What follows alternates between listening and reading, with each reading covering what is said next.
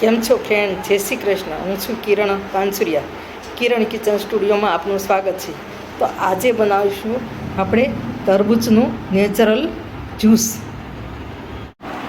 આજે હું બનાવીશ તરબૂચનું જ્યુસ. તો કઈ રીતે બનાવવું તે હું તમારી જોડે શેર કરીશ. તો મારો વિડીયો લાઈક કરજો, શેર કરજો, ચેનલને સબસ્ક્રાઈબ કરજો, બેલ આઇકોન દબાવવાનું ભૂલતા નહીં અને કમેન્ટમાં લખજો મારી રેસીપી કેવી લાગી. આ તરબૂચ લીધું છે તો સારું એવું જોઈને લાલ હોય એવું તરબૂચ લેવાનું.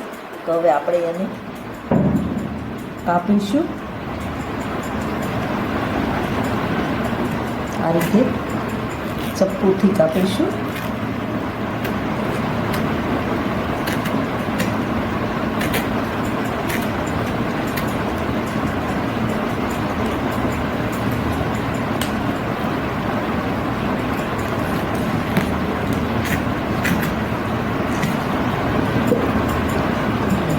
તમે જોઈ શકો છો એકદમ લાલ તરબૂચ છે.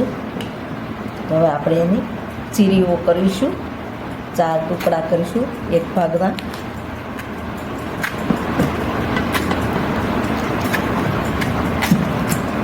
આ રીતે પછી એક ભાગના પાછા 2 ટુકડા કરવાના. આ રીતે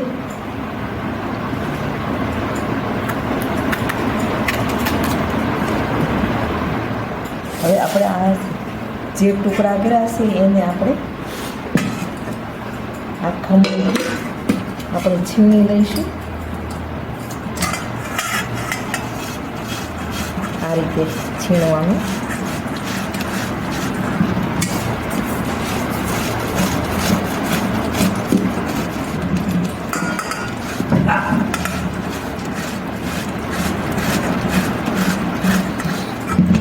તમે જોઈ શકો છો તો આ રસ એમાં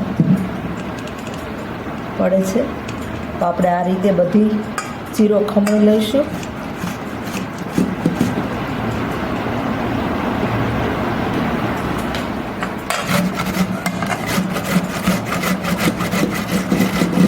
તો આ રીતે આપણે બધું તરબૂચ આપણે છીણી લીધું છે. હવે તમે જોઈ શકો છો તો આપણો વાઈટ ભાગ દેખાય છે. આપણે આ બધાનો 4 ભાગને છીણી લીધું છે. હવે આ ઉપરનું જે છે ગર્ભ એ પણ આ રીતે આપણે કરી લઈશું. આ રીતે હવે જે બી હતા એ નીકળી ગયા છે.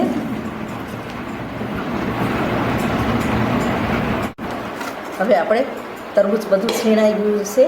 તો હવે આપણે લગભગ તો ગાળવાની જરૂર નહીં પડે, પણ છતાં આપણે આનાથી ગાળી લઈશું. એક બીજું બાઉલ લઈશું, એમાં આપણે ગાળી લઈશું. તમને ન ગાળવું હોય તો પણ ચાલે.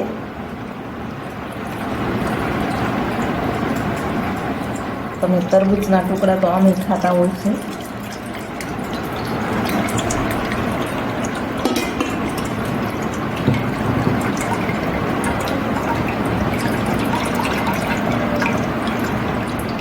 આ રીતે આપણો તરબૂચમાંથી રસ નીકળીને બધો તૈયાર થઈ ગયો છે. હવે આપણે આ ગ્લાસમાં તરબૂચનું જ્યુસ લઈ લઈશું.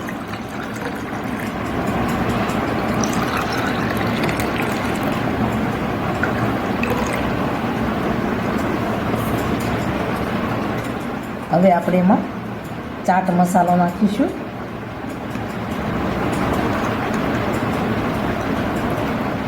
આપણે ના છાલ ઉખેડવાની ઝંઝટ, ના બિયા કાઢવાની ઝંઝટ.